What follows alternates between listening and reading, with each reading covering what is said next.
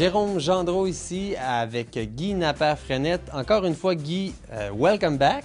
Thank you very much. Merci beaucoup. Au Tour de Beauce, donc la 32e édition. Et donc aujourd'hui, première étape, une présentation de Desjardins, donc 185 km, qui ralliait Saint-Georges, Saint-Odilon et donc retour à Saint-Georges par la suite, Guy. Oui, effectivement. Écoute, on a pu sentir ce matin au départ la fébrilité des coureurs qui étaient présents. Beaucoup de têtes d'affiche avec de grandes aspirations au départ ce matin. Des grands noms comme Robin Carpenter qui a fini 3e l'an dernier, Rob Britton qui a fini 2e en 2014, Manchebo de Canyon qui performe bien, qui a gagné le Tour de Beauce il y a plusieurs années avec 5 participations au Tour de France, donc ou 5 victoires d'étape au Tour de France. Donc, il y avait beaucoup de gros noms, beaucoup de gens d'impact. A pretty strong pack that we did say that we were having this year. Yeah, absolutely. Lucky this year, the Tour de Beauce, we have the top 3 teams of the UCI America Tour, as well as 5 of the top 10 teams on the America Tour. So lots of good, strong cyclists here. So the start of the race was pretty animated at the very first minutes. It was very active. Yeah, there was a couple of guys who decided to make some solo attempts at breakaways.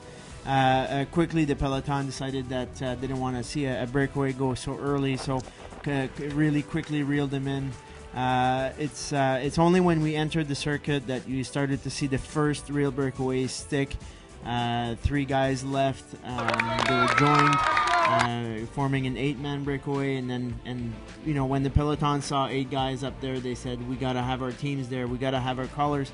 And decided to make the bridge to create a large 25-man breakaway with pretty much each team represented in the breakaway. So it didn't give a lot of motivation for the peloton to chase back that break.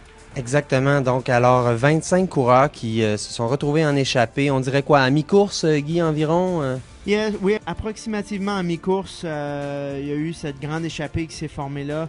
Comme je disais en anglais, une fois l'échappée a été formée, il n'y avait pas vraiment de motivation pour le peloton d'aller rechercher l'échappée. Donc, au fur et à mesure qu'on a complété les 8 tours à Saint-Odilon, l'échappée a été, en sortant, était à 16 ou 17 minutes en sortant des circuits. Donc, c'est sûr et certain que quand tu es à 16 minutes, avec 30 km à faire, il n'y a plus grands espoirs pour le groupe principal. Exactement, parce que l'échappée a pris sur le peloton jusqu'à 16 minutes. Oui, absolument. En sortant du circuit, on était à 16 et demi.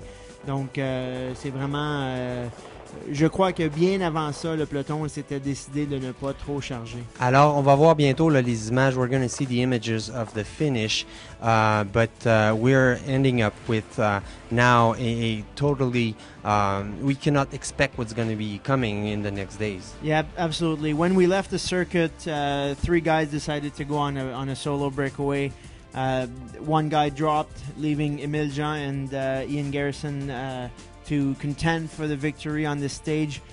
Today it was Emile Jean who had the most left in the tank at the finish and took the victory on a very difficult finish, by the way. The last 300 meters of this race uphill is really difficult, especially when you just race 184 kilometers. Émile Jean qui avait bien réussi à Saguenay aussi la semaine dernière, donc il avait pris la tête lors de la 2e étape. Donc quand même, Émile Jean là, qui montre de belles choses. Oui, effectivement, l'équipe Silver Pro Cycling qui a connu un lent départ cette année et puis a utilisé les courses au Saguenay et ici au Tour de Beauce pour vraiment montrer ses couleurs et puis reprendre des positions dans le classement UC. Le maillot jaune va être très difficile à conserver. C'est très difficile de défendre un maillot jaune, surtout dès la première étape. Demain, c'est pas une étape qui est nécessairement facile avec le Mont Mégantic, une fin de course à 6 km en dénivelé à 11%. C'est très difficile comme fin de course au Mont Mégantic. Donc, je ne crois pas que Émile Jean va être capable de garder son maillot demain. Bruno Langlois termine 11e de cette étape, le champion canadien. Donc, il faudra voir qu'est-ce qu'il pourra nous montrer là, dans les prochains jours. Oui, Bruno Langlois qui est toujours dans le coup, d'ailleurs, qui a fait partie de l'échappée, qui est seulement à 18 secondes du gagnant. Donc, Bruno pourrait avoir d'autres petites surprises à l'intérieur de son chapeau à nous montrer. Je sais qu'il est arrivé ici avec l'ambition de bien faire. Il a son maillot de champion canadien pour la dernière course avant les championnats canadiens la semaine prochaine. Donc, il veut vraiment faire honneur à ce maillot-là puis prouver aux gens du Canada qu'il l'a bien mérité. Alors, it's going to be interesting for the next days to see how all that unfolds. So tomorrow, join us for the second stage with Adam Momegantic. Thank you, Guy. Plaisir.